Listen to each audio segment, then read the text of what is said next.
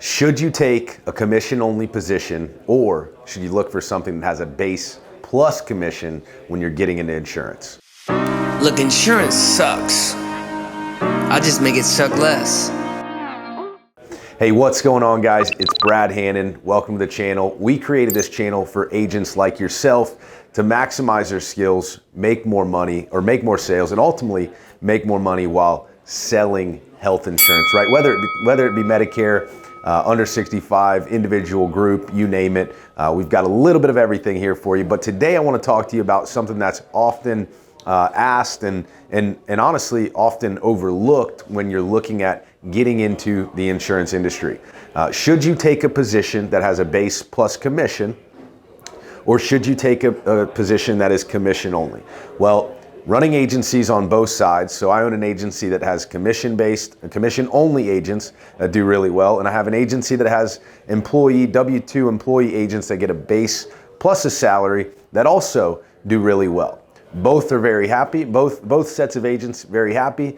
Both for very different reasons. So I want to talk about first the 1099 rule. This is what you're probably familiar with. You get your insurance license. Hopefully, if you found this channel, you're either looking at getting your insurance license or maybe you have it. I've got a ton of great comments recently, by the way.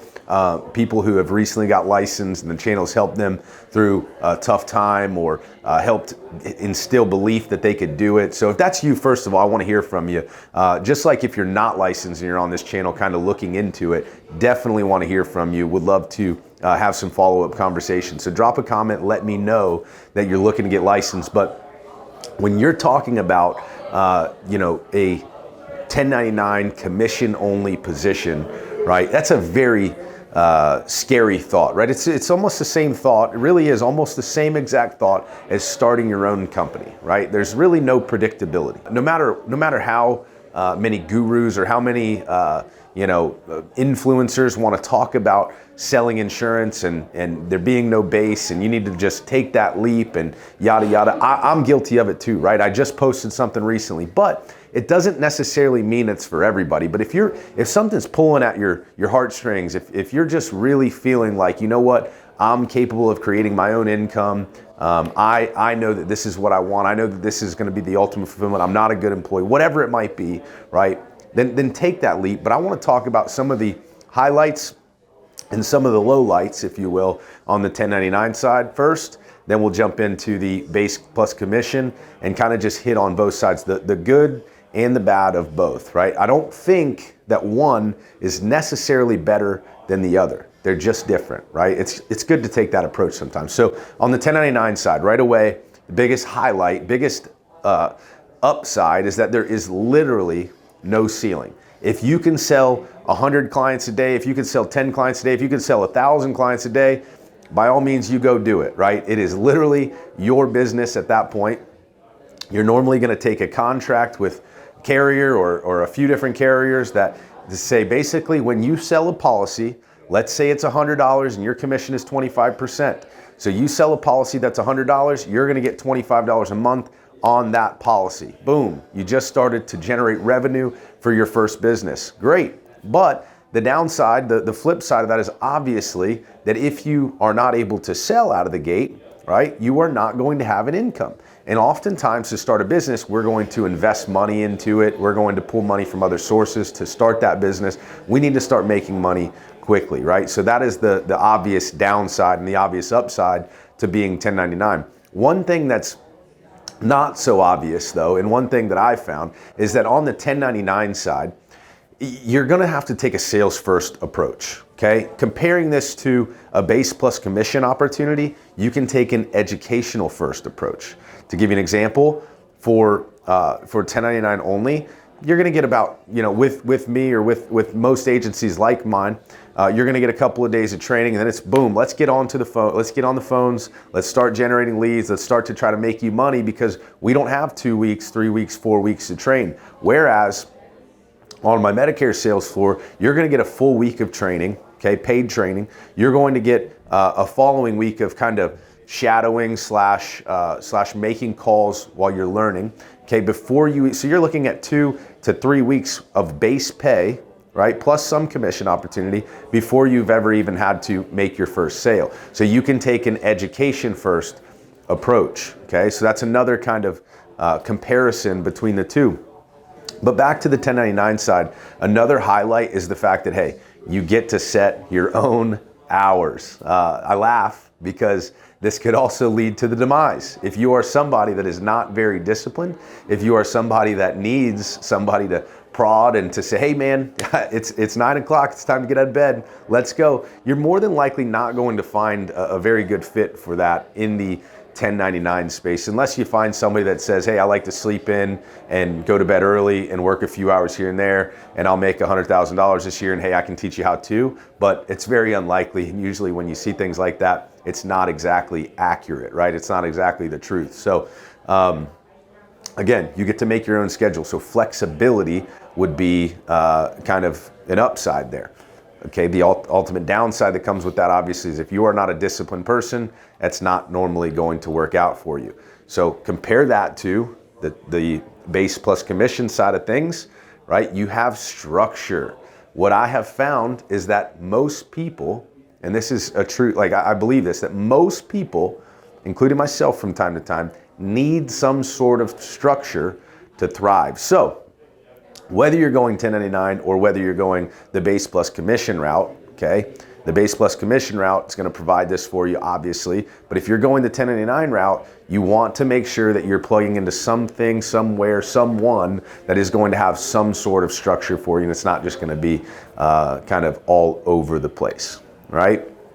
So let's go back to the 1099, right? We're talking highlights. We've said you've got flexibility, you've got no cap on your potential upside, which also means that you don't necessarily have the base, obviously, so there could be an ultimate downside. So another kind of highlight on the 1099 side is that you get to build a business, or you can build that into a business, right? It can become more than just you selling insurance. What I mean by this is at a certain time, you may be 1099, but you may be looking for employees, right? So you may be independent, right? Building your own company, but at some certain point in time, you may be building a team of whether it be LOA agents or, maybe assistants, appointment setters, whatever that looks like. So the question then becomes, so that could be a highlight, right? But the question would then become, are you the type of person that wants to build a team and oversee employees and oversee a team and create that structure for them? Because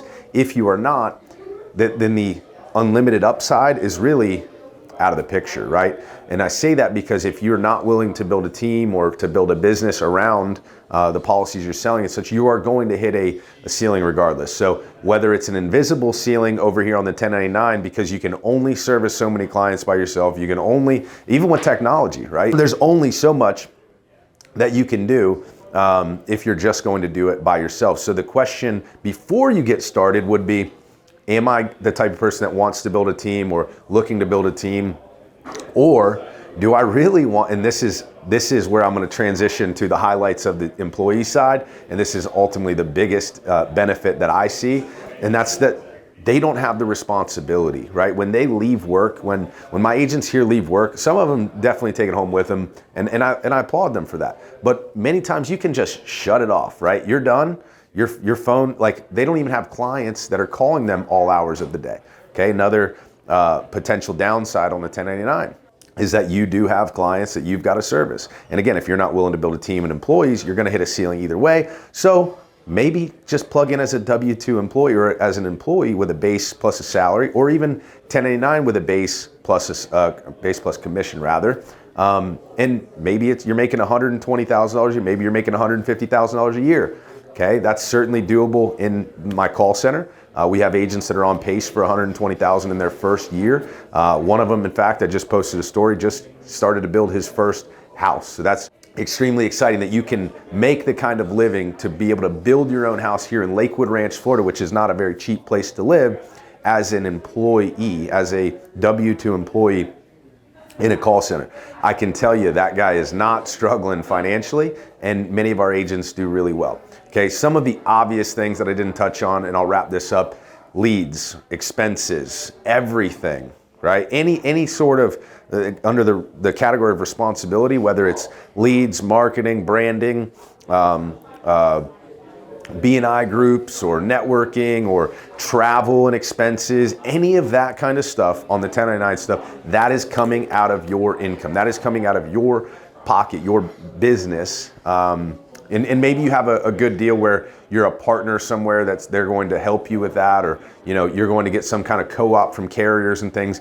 Again, I understand that, but the ultimate expense falls on you as a 1099 for your business expenses. Whereas, again, as a W-2 employee, my agents that are making $100,000 or $120,000 a year here, that's take home. They got no expenses. That is their net after taxes at the end of the day, which is very impressive, right? And some of them are even getting money back on their taxes versus paying into taxes as you would over here. So that becomes a whole different discussion for a whole nother day, probably another channel when we get into the finances and tax implications of the two. But just off on the surface, those are some of the pluses and the minuses of 1099 versus a W-2 employee. So if you're looking to get in the insurance industry, or maybe you started in the insurance industry and you're looking at potentially making a change, these are just some things to consider. I'm a health insurance hustler, Bradley Hannon's the name. I'm here to teach these agents how to play the game. I'm a health insurance hustler, one thing you should know about me.